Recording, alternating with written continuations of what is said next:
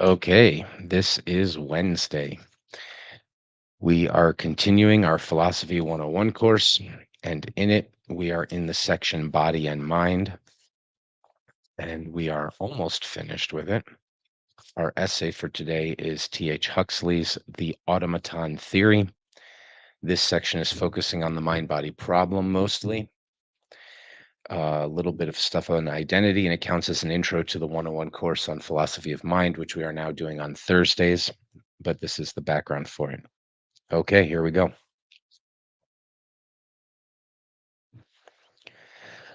There remains a doctrine to which Descartes attached great weight, so that full acceptance of it became a sort of note of a thoroughgoing Cartesian, but which, nevertheless, is so opposed to ordinary prepossessions that it attained more general notoriety and gave rise to more discussion than almost any other Cartesian hypothesis.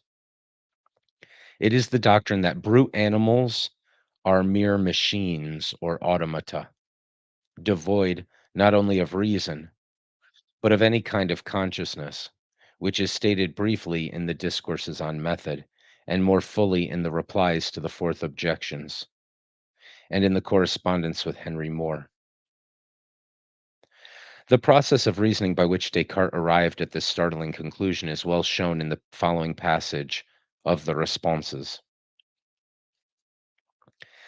But as regards the souls of beasts, although this is not the place for considering them, and though, without a general exposition of physics, I can say no more on this subject than I have already said in the fifth part on my treatise on method, yet I will further state here that it appears to me to be a very remarkable circumstance that no movement can take place either in the bodies of beasts or even in our own, if these bodies have not in themselves all the organs and instruments by means of which the very same movements would be accomplished in a machine. So that even in us, the spirit or the soul does not directly move the limbs, but only determines the course of that very subtle liquid, which is called the animal spirits, which, running continually from the heart by the brain into the muscles, is the cause of all the movements of our limbs, and often may cause many different motions, one as easily as the other. And it does not even always exert this determination, for among the movements which take place in us, there are many which do not depend on the mind at all, such as the beating of the heart, the digestion of food, the, the nutrition, the respiration of those who sleep, and even in those who are awake, walking, singing, and other similar actions, when they are performed without the mind thinking about them. And when one who falls from a height throws his hands forward to save his head, it is in virtue of no ratiocination that he performs this action. It does not depend upon his mind, but takes place merely because his senses being affected by the present danger, some charge arises in his brain which determines the animal spirits to pass thence into the nerves in such a manner as is required to produce this motion in the same way as in a machine, and without the mind being able to hinder it. Now, since we observe this in ourselves, why should we be so much astonished if the light reflected from the body of a wolf into the eye of a sheep has the same force to excite it in the motion of flight?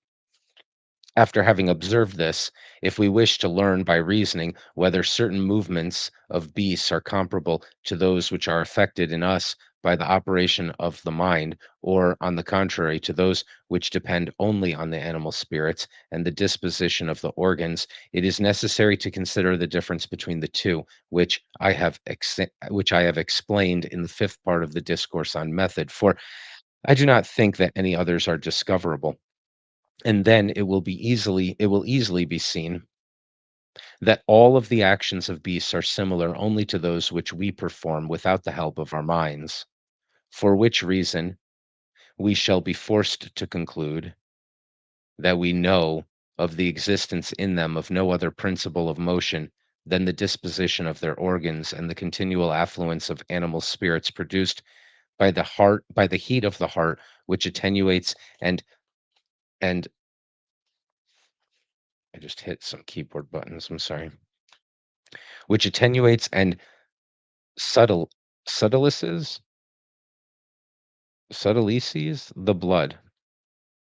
And at the same time, we shall acknowledge that we have no reason for assuming any other principle except that, not having distinguished these two principles of motion, and seeing that the one, which depends only on the animal spirits and the organs, exists in the beasts as well as in us, we have hastily concluded that the other, which depends on mind and on thought, was also possessed by them. So that's the quote from Descartes. Reflex actions and consciously motivated behavior. Descartes' line of argument is perfectly clear. He starts from reflex action in man, from the unquestionable fact that in ourselves, coordinate, purposive actions may take place without intervention of consciousness or volition, or even contrary to the latter. As actions of a certain degree of complexity are brought about by mere mechanism, why may not actions of still greater complexity be the result of a more refined mechanism? What proof is there that brutes are other than a superior race of marionettes, which eat without pleasure, cry without pain, desire nothing, know nothing, and only stimulate intelligence as a bee stimulates a mathematician? I'm sorry, simulate intelligence as a bee simulates a mathematician. The Port Royalists adopted the hypothesis that brutes are machines and are said to have carried its practical applications so far as to treat domestic animals with neglect, if not with actual cruelty. Modern research has brought to light a great multitude of facts, which not only show that Descartes' view is defensible, but render it far more defensible than it was in his day. It must be premised that it is wholly impossible absolutely to prove the presence or absence of consciousness in anything but one's own brain, though by analogy we are justified in assuming its existence in other men. Now, if by some accident a man's spinal cord is divided, his limbs are paralyzed, so that so far as his volition is concerned below the point of injury, and he is incapable of experiencing all those states of consciousness which, in his uninjured state, would be excited by irritation of those nerves which come off below the injury. If the spinal cord is divided in the middle of the back, for example, the skin of the feet may be cut or pinched or burned or wetted with vitriol without any sensation of touch or of pain arising in consciousness. So far as the man is concerned, therefore, the part of the central nervous system which lies beyond the injury is cut off from consciousness. It must indeed be admitted that if anyone think fit to maintain that the spinal cord below the injury is conscious, but that it is cut off from any means of making its consciousness known to the other consciousness in the brain, there is no means of driving him from his position by logic. But assuredly, there is no way of proving it. And in the matter of consciousness, if in anything, we may hold by the rule de non operant, operantibus et de non existentibus idem est ratio, that what is not given in experience may be treated as non existent. However, near the brain, the spinal cord is injured. However, near the brain, the spinal cord is injured, consciousness remains intact, except that the irritation of parts below the injury is no longer represented by sensation. On the other hand, pressure upon the anterior division of the brain or extensive injuries to it abolish consciousness. Hence, it is a highly probable conclusion that consciousness in man depends upon the integrity of the anterior division of the brain, while the middle and hinder divisions of the brain and the rest of the nervous centers have nothing to do with it. And it is further highly probable that what is true for man is true for other vertebrated animals.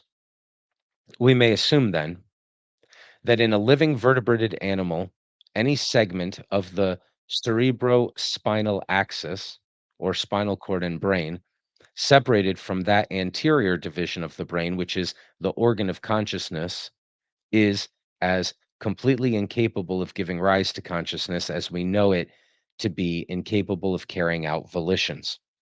Nevertheless, this separated segment of the spinal cord is not passive and inert. On the contrary, it is the seat of extremely remarkable powers. In our imaginary case of injury, the man would, as we have seen, be devoid of sensation in his legs and would have not the least power of moving them. But if the soles of his feet were tickled, the legs would be drawn up just as vigorously as they would have been before the injury. We know exactly what happens when the soles of the feet are tickled. A molecular change takes place in the sensory nerves of the skin and is propagated along them and through the posterior roots of the spinal nerves, which are constituted by them, to the gray matter of the spinal cord. Through that gray matter, the molecular motion is reflected into the anterior roots of the same nerves, constituted by the filaments which supply the muscles of the legs, and traveling along these motor filaments reaches the muscles, which at once contract and cause the limbs to be drawn up.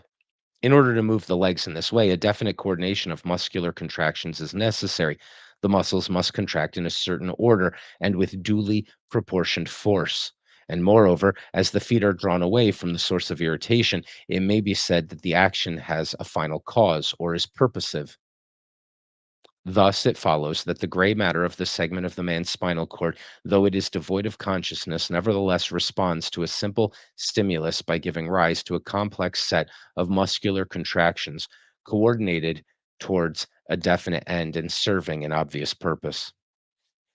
All right, so he's giving his contemporary take on the exact same argument that Descartes was making, which is just simply for us to understand that there are actions that we take that are not consciously driven by us. So, from Descartes' perspective, the mind is not involved at all. So, we see bodies initiating action and motion in ourselves that are not driven by the mind. And then Descartes' view is that that's all animals are. Animals in everything that they do, no matter how sophisticated and complicated it is, it has nothing to do with a conscious mind. We can get back to talking about that in a moment, but so far that's all he's said is to outline Yeah. Descartes' view and then to try to back it up with his perspective. Go ahead. Okay, before we continue, just to clarify something on Huxley's position on the matter of volition. Of course, it is not just acting upon our desires. I mean, if I'd like to add the tripartite of the soul to the whole discussion that it might occur within the live stream or in the after show. Either way, Um, the desirable part is acting upon whatever emotion arises.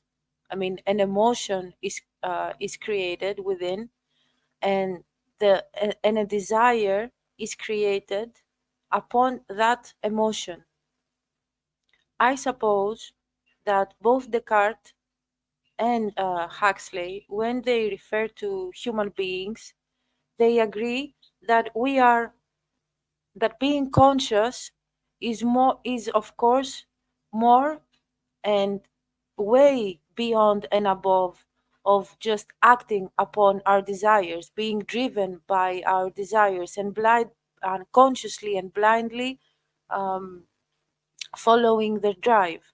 It must be uh, consciousness is the willful and will with a capital W, the willful action, a willful action, which is in accordance to maybe since we are talking about ethics on the other sessions, it's in accordance to the whatever ethical principles a person has chosen or maybe principled preferences as to finally actualize morality.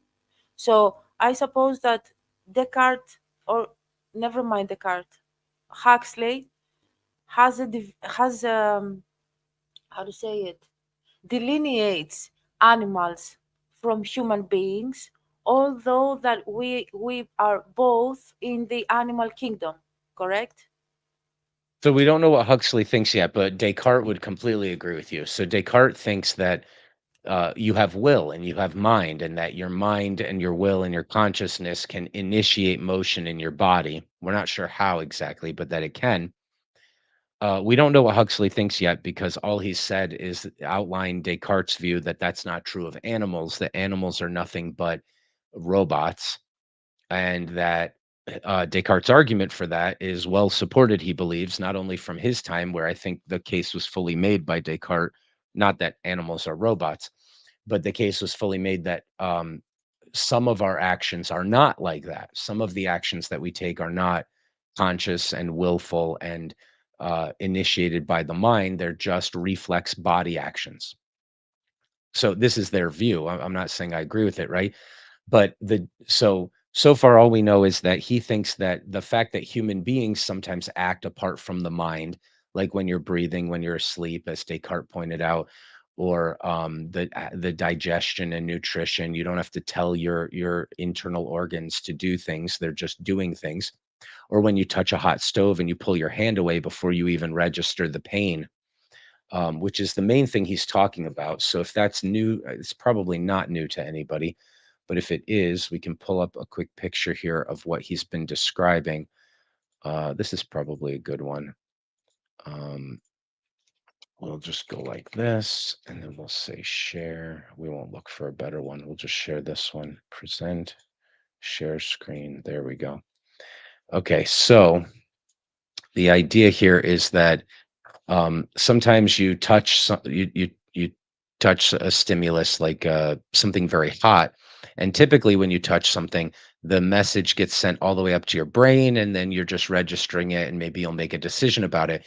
But if the thing that you touch is extremely alarming, what it will do is it will okay, right here at the spinal cord, without going all the way up to the brain, it will, before the message even gets to the brain, it will start sending the message down to the muscles to say, "Hey, pull away. Something bad is going on there."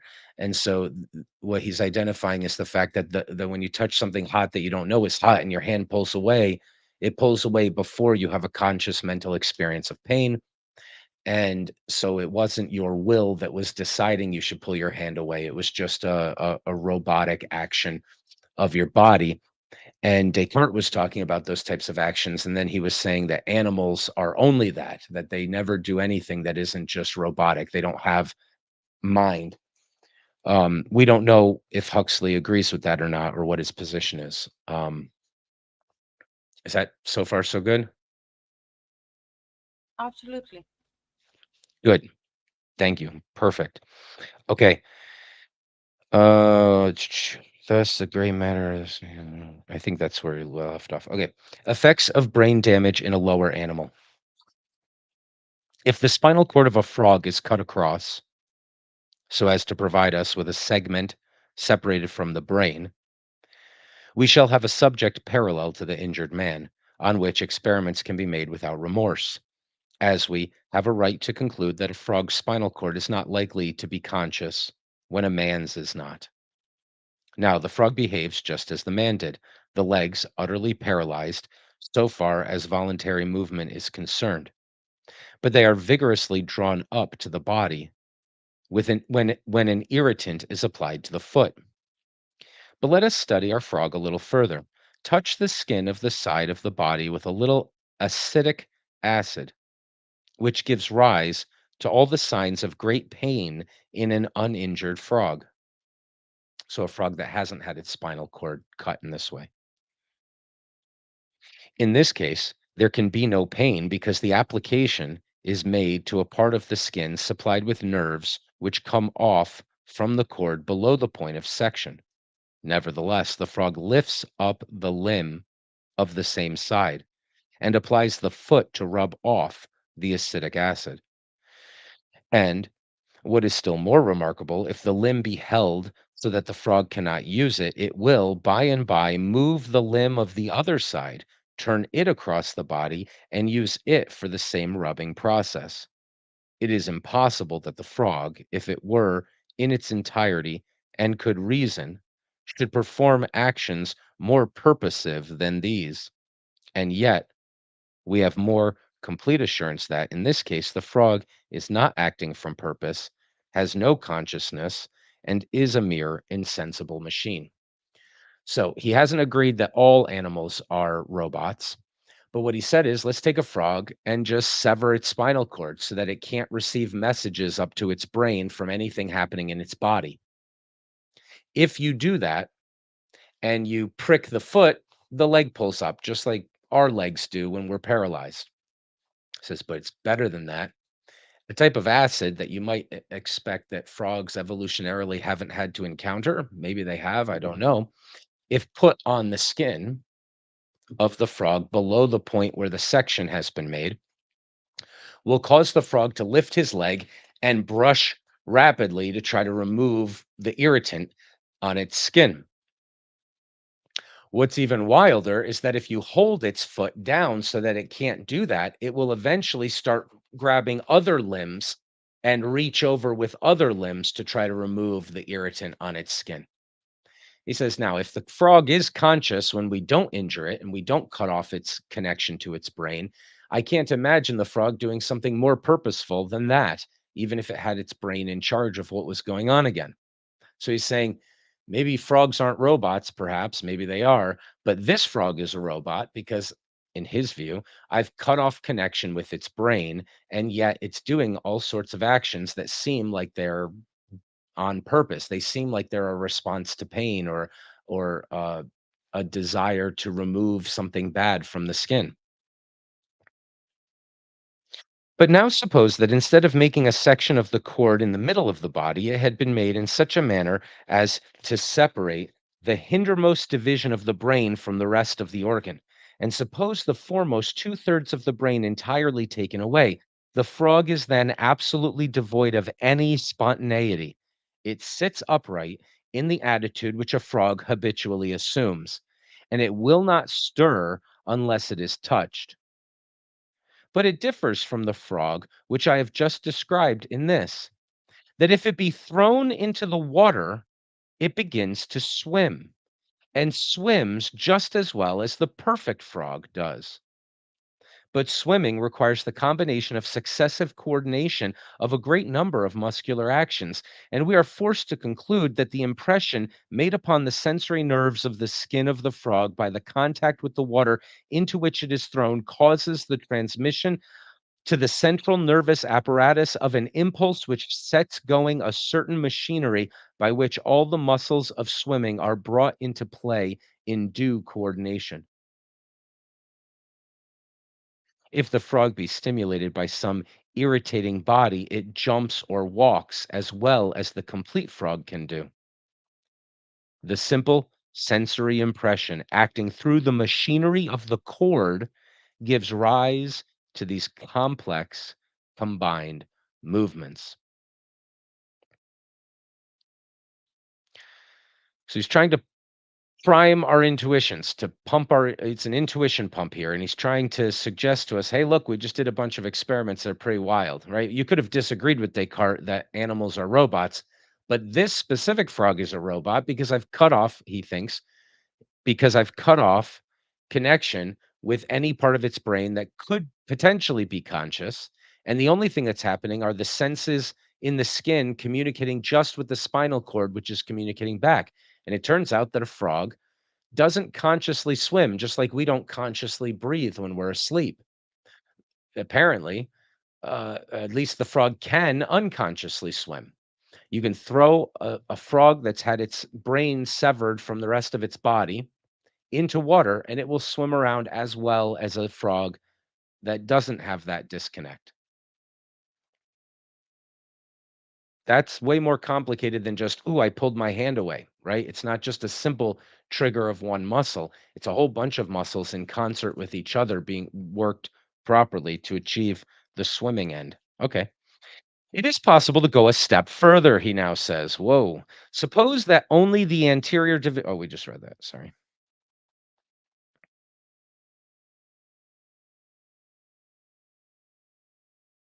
Oh, no, we didn't. It is possible to go a step further. Suppose that only the anterior division of the brain, so much of it as lies in front of the optic lobes, is removed. If that operation is performed quickly and skillfully, the frog may be kept in a state of full bodily vigor for months, or it may be for years, but it will sit unmoved. It sees nothing, it hears nothing. It will starve sooner than feed itself, although food put into its mouth is swallowed.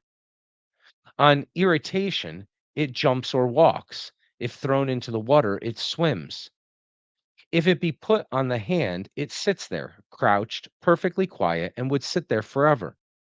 If the hand be inclined very gently and slowly, so that the frog would naturally tend to slip off, the creature's forepaws are shifted onto the edge of the hand until he can just prevent himself from falling. If the turning of the hand be slowly continued, he mounts up with great care and deliberation, putting first one leg forward and then another, until he balances himself with perfect precision upon the edge. And if the turning of the hand is continued, he goes through the needful set of muscular operations until he comes to be seated in security upon the back of the hand. The doing of all this requires a delicacy of coordination and a precision of adjustment of the muscular apparatus of the body, which are only comparable to those of a rope dancer. To the ordinary influences of light, the frog, deprived of its cerebral hemispheres, appears to be blind.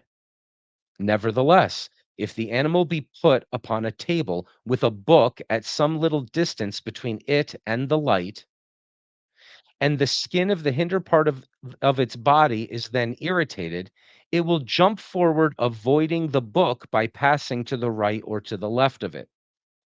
Therefore, although the frog appears to have no sensation of light, visible objects act through its brain upon the motor mechanism of its body. Okay, so he's giving us these more examples. You cut off the frog's ability to have vision, conscious vision. The light can still hit the retinas, but it ain't making it to the brain. He says, and yet a frog that's been cut off from its body to its brain, if you tickle its back, it'll hop forward. But if you also cut off its ability to consciously see, if it ever had that ability, you cut off its visual imaging from the retina to the rest of the brain. There's other things that those signals must also be going to in the spinal column, because if you put a book in front of the frog and tickle its back, it jumps to the right or to the left to avoid hitting the book.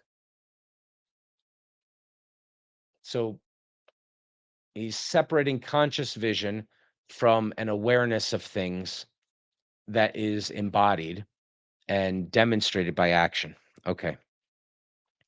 It is obvious that had Descartes been acquainted with these remarkable results of modern research, they would have furnished him with far more powerful arguments than he possessed in favor of his view of the automatism of brutes. The habits of a frog leading his natural life involve such simple adaptations to surrounding conditions that the machinery which is competent to do so much without the intervention of consciousness might well do all. And this argument is vastly strengthened by what has been learned in recent times of the marvelously complex operations which are performed mechanically and to all appearance without consciousness by men, when, in consequence of injury or disease, they are reduced to a condition more or less comparable to that of a frog, in which the anterior part of the brain has been removed. A case has recently been published by an eminent French physician, Dr. Mesnet, which illustrates this conclusion so remarkably that I make no apology for dwelling upon it at considerable length. So now he's going to give us a case study, a famous one. Okay, In the before you go to the famous case, may I ask something? Please.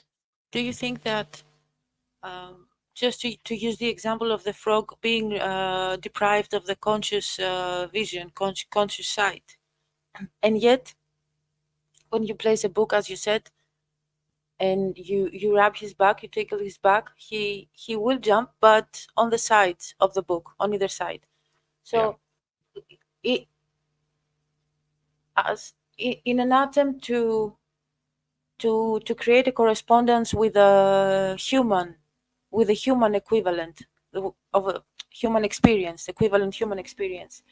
Is it the the case of a person becoming blind at some point in his or her life, where scientists have proven that the rest of senses get heightened?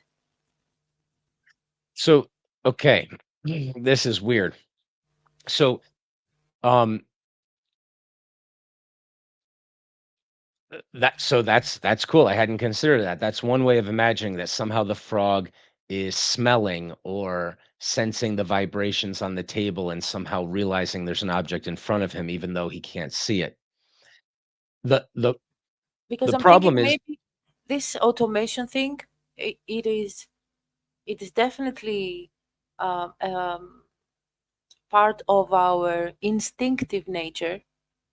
Definitely. I don't know if in our human case it is corresponding to our reptilian brain, but I just wonder for the rest of consciousness how it works. I don't know. right. Well, let's keep looking at this first thing you brought up. So, if you cut off the brain, I think he's trying to say that if you cut off the brain from being able to receive any sensory input from below the neck, and you cut off its ability to receive sensory input from the senses in the face, it's still doing these remarkable things. So they're at least trying to set up the experiment in such a way where there are no other senses that could be heightened to explain what's happening.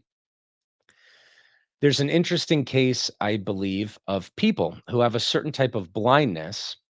If the blindness that you have is due to maybe a head injury or something that has caused the message from the retina to not make it to the visual construction cortex, the optical centers of the brain, so you don't have an image to look at, you just see nothing but darkness.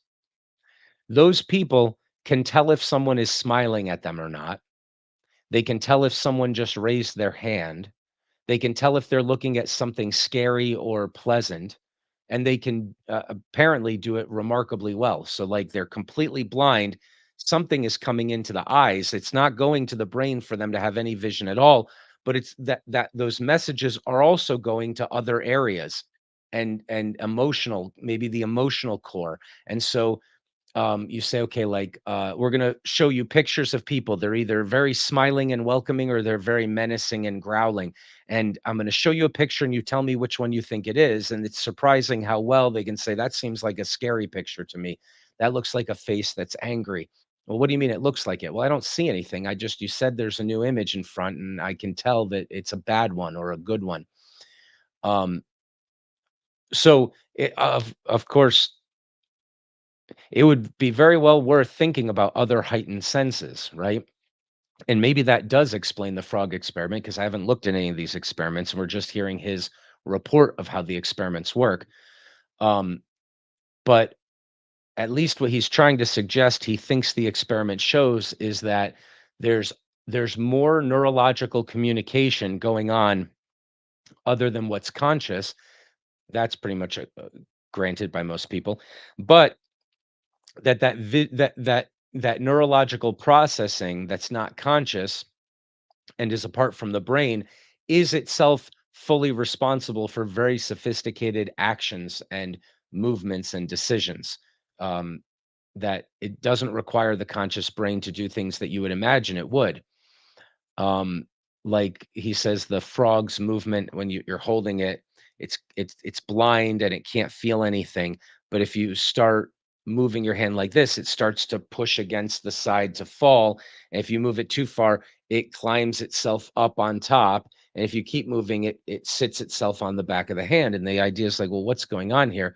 Well, if I thought of the frog as thinking, hey, I don't want to fall, let me try pushing, that would be maybe true of frogs, but it can't be true, he thinks, of these frogs because these frogs have had their spinal cord severed right as close to the brain as possible. And he's saying that they've also had the connection between the brain that could potentially be doing conscious processing and their visual senses.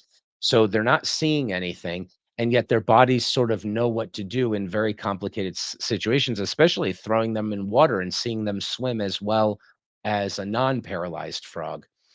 And these are frogs that would just sit there and do nothing otherwise. And so, um, if you put food in their mouth, you can keep them alive because they reflexively swallow the food.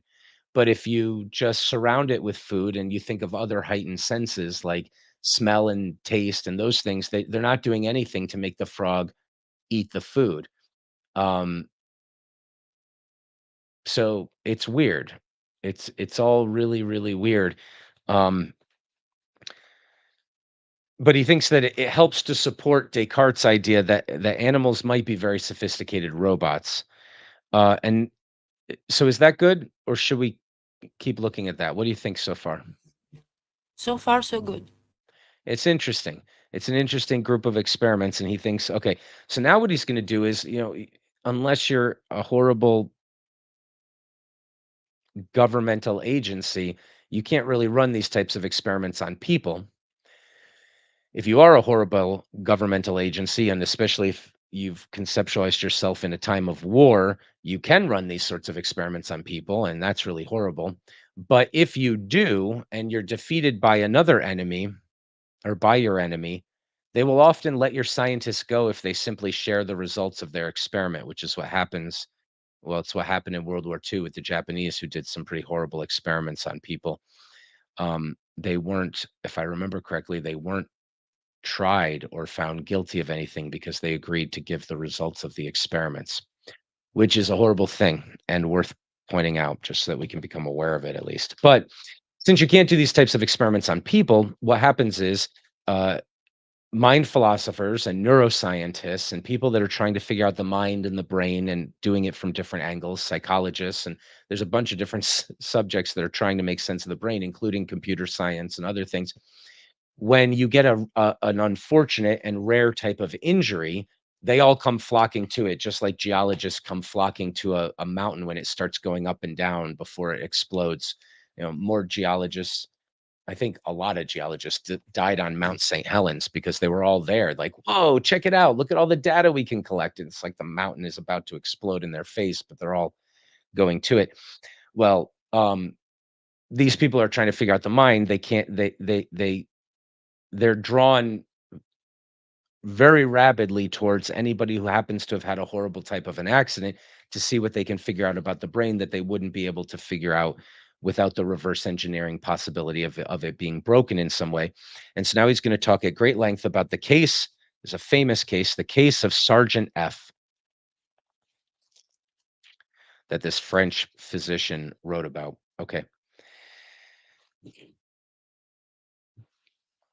A sergeant of the French army, F, 27 years of age, was wounded during the Battle of Béziers by a ball which fractured his left parietal bone. He ran his bayonet through the Prussian soldier who wounded him, but almost immediately his right arm became paralyzed. After walking about 200 yards, his right leg became similarly affected, and he lost his senses. When he recovered them 3 weeks afterwards in a hospital, forgive my French pronunciation, of a hospital in Mayence. Oh, that's terrible. That's an American pronunciation for sure. Mayon, I don't know. The right half of the body was completely paralyzed. So he recovers his senses in the hospital 3 weeks later, and the right half of his body is completely paralyzed and remained in this condition for a year. At present, the only trace of the paralysis which remains is a slight weakness of the right half of the body. So he's no longer paralyzed now, but he was that way for a year. 3 or 4 months after the wound was inflicted, periodical disturbances of the functions of the brain made their appearance and have continued ever since. The disturbances last from 15 to 30 hours, the intervals at which they occur being from 50 to 30 days. 15 to 30 days. So every 15 to 30 days, he has a 15 to 30 long hour episode of an anomaly. Let's see what it's about. For 4 years, therefore, the life of this man has been divided into alternating phases, short abnormal states intervening between long normal states. In the periods of normal life, the ex sergeant's health is perfect. He is intelligent and kindly and performs satisfactorily the duties of a hospital attendant. The commencement of the abnormal state is ushered in by uneasiness and a sense of weight about the forehead, which the patient compares to the constriction of a circle of iron. And after its termination, he complains for some hours of dullness and heaviness of the head. But the transition from the normal to the abnormal state takes place in a few minutes without convulsions or cries, and without anything to indicate the change to a bystander. His movements remain free and his expression calm, except for a contraction of the brow, an incessant movement of the eyeballs, and a chewing motion of the jaws. The eyes are wide open and their pupils dilated. If the man happens to be in a place to which he is accustomed, he walks about as usual. But if he is in a new place, or if obstacles are intentionally placed in his way, he stumbles gently against them, stops, and then feeling over the objects with his hands, passes on one side of them. He offers no resistance to any change of direction which may be impressed upon him, or to the forcible acceleration or retardation of his movements. He eats, drinks, smokes, walks about, dresses and undresses himself, rises and goes to bed at the accustomed hours. Nevertheless, pins may be run into his body, or strong electric shocks may be sent through it without causing the least indication of pain. No odorous substance, pleasant or unpleasant, makes the least impression. He eats and drinks with avidity whatever is offered, and takes asafoetida or vinegar or quinine as readily as water. No noise affects him, and light influences him only under certain conditions. Dr. Menzit remarks Dr. Menzit remarks that the sense of touch alone seems to persist, and indeed to be more acute and delicate than in the normal state. And it is by means of the nerves of touch almost exclusively that his organism is brought into relation with the external world. Here, a difficulty arises. It is clear from the facts detailed that the nervous apparatus by which, in the normal state, sensations of touch are excited is that by which external influences determine the movements of the body in the abnormal state. But does the state of consciousness, which we term a tactile sensation, accompany the operation of this nervous apparatus in the abnormal state? Or is consciousness utterly absent, the man being reduced to an insensible mechanism? It is impossible to obtain direct evidence in favor of the one conclusion or the other. All that can be said is that the case of the frog shows that the man may be devoid of any kind of consciousness.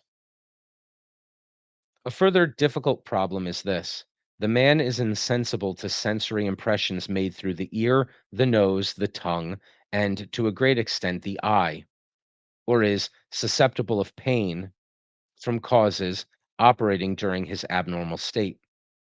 Nevertheless, it is possible so to act upon his tactile apparatus as to give rise to those molecular changes in his sensorium which are ordinarily the cause of associated trains of ideas. I give a striking example of this process in Dr. Mesnit's words. He was talking he was taking a walk in the garden under a bunch of trees. We placed in his hand his walking stick, which he had let fall a few minutes before. He feels it, passes his hand over the bent handle a few times, becomes attentive, seems to extend his ear, and suddenly calls out, "Henry!" Then, "Here they are. There are about 20 or to our 2. We have reached our end." And then, with his hand behind his back, as if about to leap, he prepares to attack with his weapon. He crouches in the level green grass, his head concealed by a tree, in the position of a hunter, and follows all the short distance movements of the enemy which he believes he sees, with accompanying movements of his hands and shoulders. In a subsequent abnormal period, Dr. Mesnet caused the patient to repeat this scene by placing him in the same conditions. Now, in this case, the question arises whether the series of actions constituting this singular pantomime was accompanied by the ordinary states of consciousness, the appropriate train of ideas, or not. Did the man dream that he was skirmishing, or was he in the condition of one of Vaucanson's automata, a senseless mechanism worked by molecular changes in the nervous system? The analogy of the frog shows that the latter assumption is perfectly justifiable.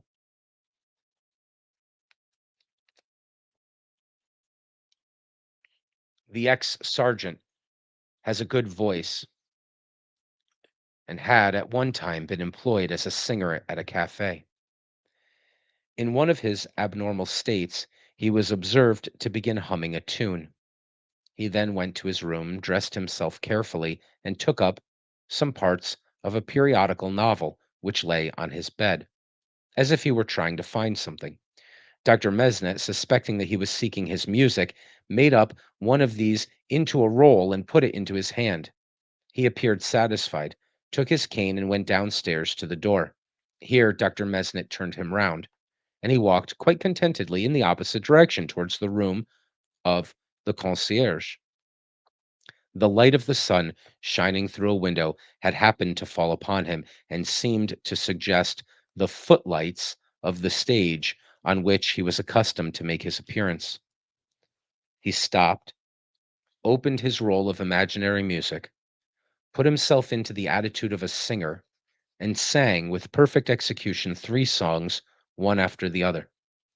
After which he wiped his face with his handkerchief and drank, without a grimace, a tumbler of strong vinegar and water which was put into his hand.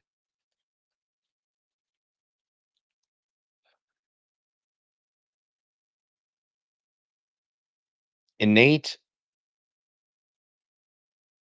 All right, let's before we go to the next section, let's talk a bit. What do you think about this case of his and the suggestion that the author's trying to make that he's just a total automaton in this fugue state, in this state of his that happens occasionally?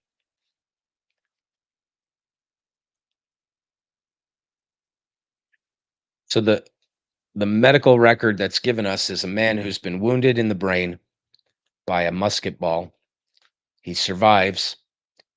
He loses his ability to control his right and then his left half of his body. He passes out. He's in a coma for 3 weeks. He comes to. For a year, he's in his right half of his body is in a coma and unable to move. But after that, it gets so much better gradually that he just has a weakness in the right half of his body and nothing, totally paralyzed. And he has a job. He works well. He gets along with everybody. He understands where he is and what he's doing about 15 to 30 days at a time. And then somewhere around there, for about a day and a half, he will go into this other state, which is preceded by headaches and tension in his brow and stuff like that. And he goes into this other state about every 30 days or so, for about 30 hours, or every 15 days for 15 hours. It fluctuates about that much.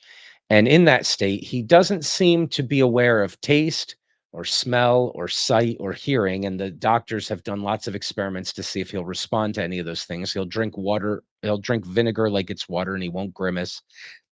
He'll he just doesn't seem to have any input into where he is except for tactile touch. And what's interesting about that is that you can electrocute him or do other things to cause pain in his body that are not like the pressure of touch, and he doesn't feel them either.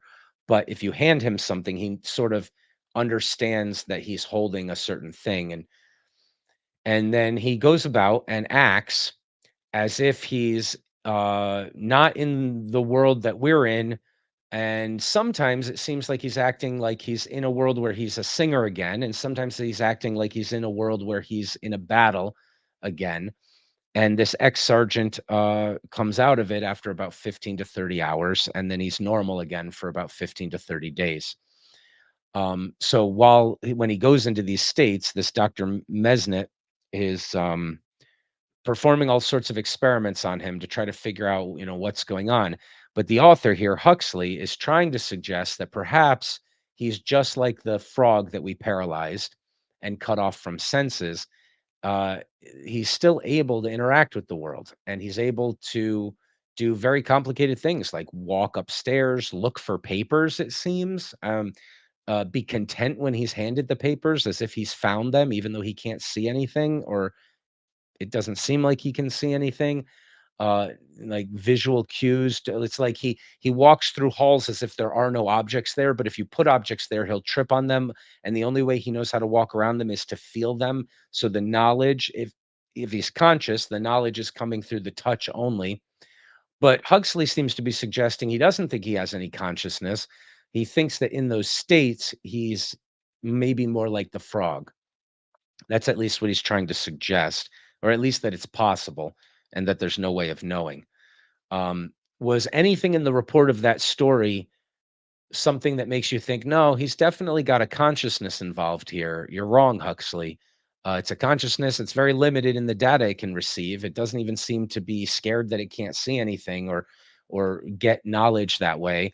But um, it's consciousness that's involved. Or do you think, yeah, this sounds like the frog? I mean, the frog won't eat, but if you put food in its mouth, it'll swallow it. And so, any thoughts? I'd say it it seems to be a combination of the two. I mean, while he is in that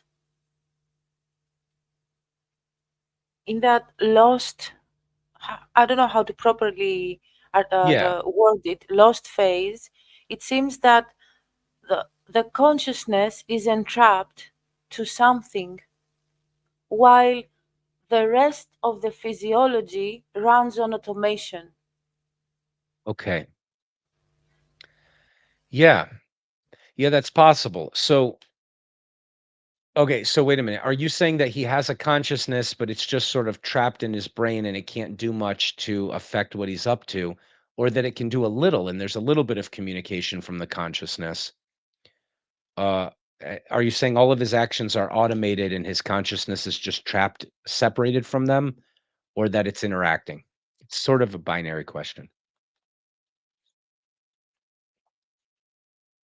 How I'm leaning towards the first conclusion, that his consciousness is entrapped. There is no conscious reaction. It is an automate reaction, um, maybe the similar to the instinctive reaction of the frog, but it seems that his consciousness, his okay, maybe the proper words to distinct these two phases, or these two instances of the person, are being conscious and being aware. It's like his consciousness is entrapped while in that weird phase, but his instinctive awareness responds to stimuli. only through touch, but there is some response. Yeah. Yes, but there is Yeah. no So, consciousness there. It's like the the so, unconscious awareness of the body. but okay, wait, you say unconscious awareness of the body. So you're not saying consciousness. So No, when the frog that's been paralyzed by surgery moves, if you try to tip him over, he starts climbing upwards. The idea is that we're almost certain that that's not conscious because we've cut off the conscious part of the brain. We could even remove that part of the brain, and that it's could even just be instinctive response to the feeling of gravity. instinctive. So it doesn't require mind. No, It's just the body automated in how it responds. yes, to the Okay. environment and how it alters.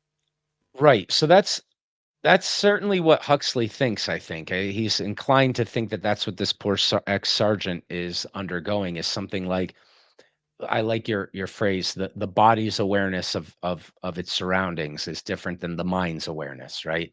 So we'll reserve consciousness for the purposes of this conversation to the mind being aware, but we'll say, "Holy cow, it's clearly the body's where if you can walk down a hall and go to your room and change your clothes, uh you know you got to be you can't think you're on Mars in a spaceship. Like you've got to be somewhat aware of the things around you if you're able to do complicated things like that. But the frog can swim, and that's a lot of complicated motion that is happening in coordination, and yet we know that it's disconnected from the brain. So what you're saying is I like this phrase. You're positing that we use the phrase the body's awareness versus the Yes, mind's awareness. Okay, fine. because maybe it is a matter of the natural environment. I mean, for a frog, a lake is his part of his natural environment, considering that he is born within or upon a lake, upon within and upon water. So maybe it is dependent to how how much of how to say it, how closely related is the current environment to the Right. natural environment. Well, apparently the natural environment has been written into the bodies of these creatures to a much larger degree than we think. I think I've heard that people who are paralyzed from the neck down go through the motions of walking if you suspend them over a treadmill. That their body actually makes the motions of walking, Mhm. even though they can't control their bodies. I've read that too. I've read that before, with from an article that referred to an experiment with a person that was paralyzed.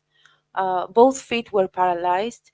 He was blindfolded, so he could not see whether a person was getting close or whatever whatever object was getting close to his body, and they tickled the his foot, and it responded. Yes. Although the person was paralyzed, Yes. the foot responded to the tickle.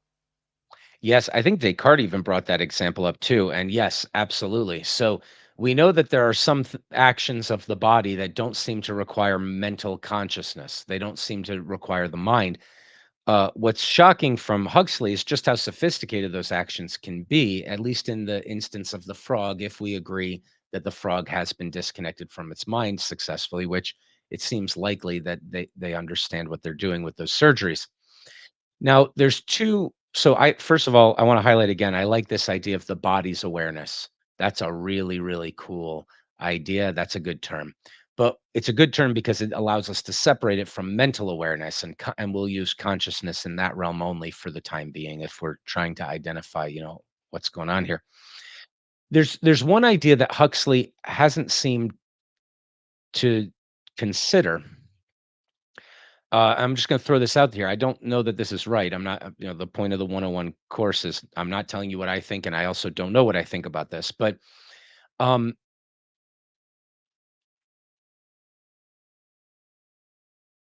we conceptualize our consciousness as something that's in our brains. And we might rather want, so our minds, if we have minds at all, if we're not monistic materialists and we think there is such a thing as mind, we usually think of it as located in the brain or near the brain, not located because it's not physical, but as manifesting itself in some way with the brain, in communication with the brain, and in effect with the brain. But we might think of mind, this non-physical thing, as distributed throughout the body. And we might think of the brain as distributed throughout the body as well. That doesn't seem that might not be a very useful idea, but it's an idea that he hasn't seemed to consider when he's trying to draw the line between what are the possible ways of interpreting what's happening with the frog. The second idea that I'll throw out there from these experiments is that, okay, if the body is aware, so it sounds like you're very much inclined to think that Huxley's interpretation of Sergeant F. is correct, that the consciousness of the mind is really kind of seemingly totally disconnected, but yet the body is engaged in some really rather sophisticated interactions with the world. It seems that to me that the record of the story of these experiments shows that his consciousness is actually involved. Um, if it's just you interacting with your environment, why are you enacting a dramatic, you're saying lines from a play, you're acting the part of a singer, okay? Um, you're you're saying, "Hey, get down. There's 20 to 2 out there. Like there's 20 of them and only 2 of us." Like your dream of where you are doesn't seem as easily imagined as embodied in the body, and that seems to be a part of what's going on with him when he's having communication. He doesn't know where he is. He's interacting with his environment by touch and nothing else, but he's also bringing to his interpretation of the place that he is in stories of places where he's not but used to be. Uh, I I feel like that seems like a partially conscious thing. I don't know. I don't really know what the answer to that is either, because if he comes out of these states and remembers nothing of it, it would be hard for us to know the answer. I mean, as Huxley said, we can't know the answer to this question, but this is what we're debating anyway, is to Okay, figure before out. we continue, I need to ask one thing. Yeah. From all the models that you displayed with diagrams at the introductory session of this class, Mm. where does Huxley fall? Well, we don't know what he thinks yet. So I mean, I can give you my guess from the way he's talking. He obviously thinks there is such a thing as mental consciousness because he's describing times when it's not there. So he does seem to be a dualist. He seems to be inclined to at least highlight the material, right? That's not the same thing as being a monistic materialist. He's just illustrating how much the body is playing a role in things that we used to think were mental and mind based. So it's not clear. It's not clear what his position is at this point. He might be trying to explain away the mind. Um, we don't know. We don't know what his position is yet because he hasn't said it. All he's done so far is outline Descartes' view of animals as robots, and then primed us to think that that's a pretty good argument because look at these experiments with frogs, which I still have questions about. I mean, if you have to cut off connection with the mind in order to be amazed by these experiments, then clearly you would imagine that whatever the frog can't do, like make a decision to eat, is something that maybe the frog has a mind and isn't just a robot. It seems like you're almost proving the opposite of animals are just robots, but he doesn't even say he agrees with Descartes' view that animals are just robots. He just talks about a whole bunch more evidence that would make it more likely that you could think something like that. So I don't know. It's not clear yet. And now he's going into humans to say, "Hey, we're a lot like this, and look at these weird cases." So we don't know where he's going yet. So I don't know the answer to that. I have my suspicions. Innate and automatic behavior patterns. An experiment which may be performed upon the frog deprived of the fore part of its brain, well known as Goltz's quack versuch, affords a parallel to this performance. If the skin of a certain part of the back of such a frog is gently stroked with the finger, it immediately croaks. It never croaks unless it is so stroked, and the croak always follows the stroke, just as the sound of a repeater follows the touching of the spring. In the frog, this song is innate, so to speak, a priori, as and depends upon a mechanism in the brain governing the vocal apparatus, which is set to work by the molecular change set up in the sensory nerves of the skin of the back by the contact of a foreign body. In man, there's also a vocal mechanism, and the cry of an infant is in the same sense innate and a priori, inasmuch as it depends on an organic relation between its sensory nerves and the nervous mechanism which governs the vocal apparatus. Learning to speak and learning to sing are processes by which the vocal mechanism is set to new tunes. A song which has been learned has its molecular equivalent, which potentially represents it in the brain, just as a musical box wound up potentially represents an overture. Touch the stop, and the overture begins. Send a molecular impulse along the proper afferent nerve, and the singer begins his song. Again, the manner in which the frog, though apparently insensible to light, is yet, under some circumstances, influenced by visual images, finds a singular parallel in the case of the ex sergeant. Sitting at a table, in one of his abnormal states, he took up a pen, felt for paper and ink, and began to write a letter to his general, in which he recommended himself for a medal on account of his good conduct and courage. It occurred to Dr. Mesnet to ascertain experimentally how far vision was concerned in his act of writing. He therefore interposed a screen between the man's eyes and his hands. Under these circumstances, he went on writing for a short time, but the words became illegible, and he finally stopped without manifesting any discontent. On the withdrawal of the screen, he began to write again where he had left off. The substitution of water for ink in the inkstand had a similar result. He stopped, looked at his pen, wiped it on his coat, dipped it in the water, and began again with the same effect. On one occasion, he began to write upon the topmost of 10 superimposed sheets of paper. After he had written a line or two, this sheet was suddenly drawn away. There was a slight expression of surprise, but he continued his letter on the second sheet exactly as if it had been the first. This operation was repeated 5 times, so that the fifth sheet contained nothing but the writer's signature at the bottom of the page. Nevertheless, when the signature was finished, his eyes turned to the top of the blank sheet, and he went through the form of reading over what he had written, a movement of lips accompanying each word. Moreover, with his pen, he put in such corrections as were needed in that part of the blank page which corresponded to the position of the words which required correction in the sheets which had been taken away. If the 5 sheets had been transparent, therefore, they would, when superimposed, have formed a properly written and corrected letter. Immediately after he had written his letter, F got up, walked down to the garden, made himself a cigarette, lighted, and smoked it.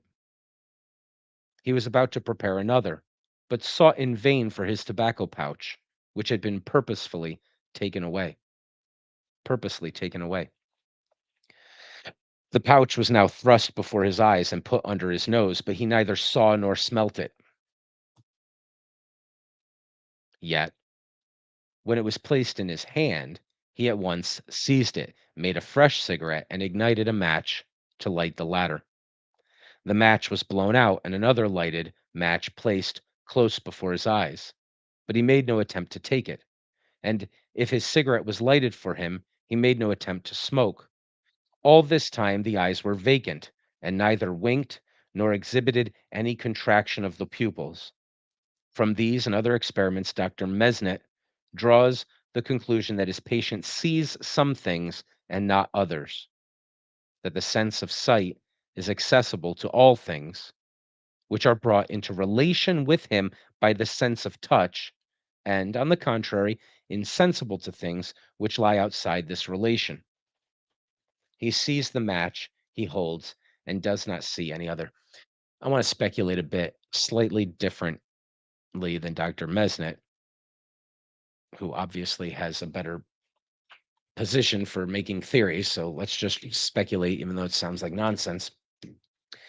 It seems to me that he's right that the sense of sight works when it's in correlation with the sense of touch, because the touch, as he had said before, is what's driving his conscious experience when he's in this fugue state, or this abnormal state, as he calls it. But the explanation, I think, for why being startled when the paper is taken away, but continuing your letter, and stopping nonetheless when the ink isn't working or you can't see the letter anymore, shows that the attention to the words you're actually writing are the only bit that is emotionally significant enough or relevant enough to the actions that you're doing in the dramatic play that you're in the narrative drama that you're enacting, right? So, when you're writing, you don't go up and read 5 lines ahead. You're just reading what it is that you're writing in a sort of mechanistic, perhaps, way of checking what you're writing, and maybe you're doing that mindlessly. And perhaps, the reason why he can't keep writing the letter when he can't see it is because that feedback loop does have to be there. But when he's finished writing the entire thing, he reads the entire letter. He thinks he's reading the entire letter, even though there's no letters on the page. And he's even making corrections on it. So, um, the image he has in his mind of what the letter looks like is not what's driving his writing of the letter, because there is that feedback loop of a check that's significant enough and probably not wired through the consciousness as a part of the mechanism of writing. Maybe it finds its way into a hard written thing, or perhaps it's innate. I doubt that. It's possible though.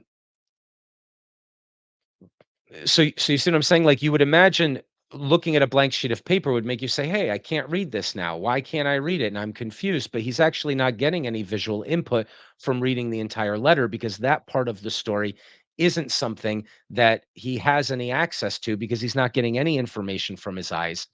But that he is getting the information from his eyes when he's in the act of writing, just for the letters that he's actually writing. Anyway, who knows? All right. For whatever that speculation is probably not worth, let's continue. Just so the frog sees the book that is in the way of his jump, at the same time that isolated visual impressions take no effect upon him. As I have pointed out, it is impossible to prove that F is absolutely unconscious in his abnormal state, but it is no less impossible to prove the contrary. And the case of the frog goes a long way to justify the assumption that in the abnormal state, the man is a mere sensible machine.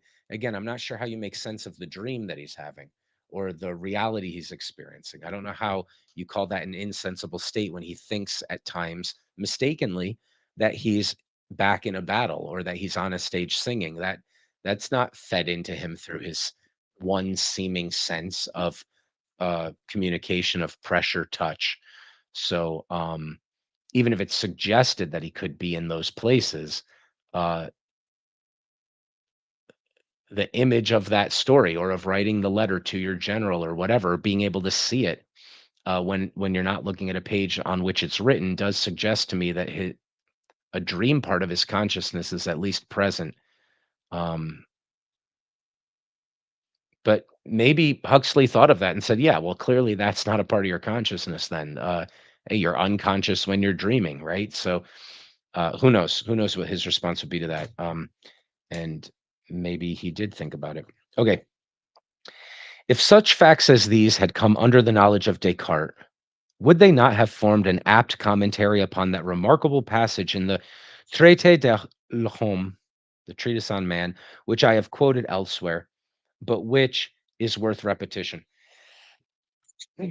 Quote, all the functions which I have attributed to this machine like body, as the digestion of food, the pulsation of the heart and of the arteries, the nutrition and the growth of the limbs, respiration, wakefulness and sleep, the reception of light, sounds, odors, flavors, heat, and such like qualities in the organs of the external senses, the impression of the idea of these in the organ of common sensation and in the imagination, the retention of the impression of these ideas on the memory, the internal movements of the appetites and the passions, and lastly, the external movements of all the limbs, which follow so aptly, as well the action of the objects which are presented to the senses as the impressions which meet in the memory, that they imitate as nearly as possible those of a real man.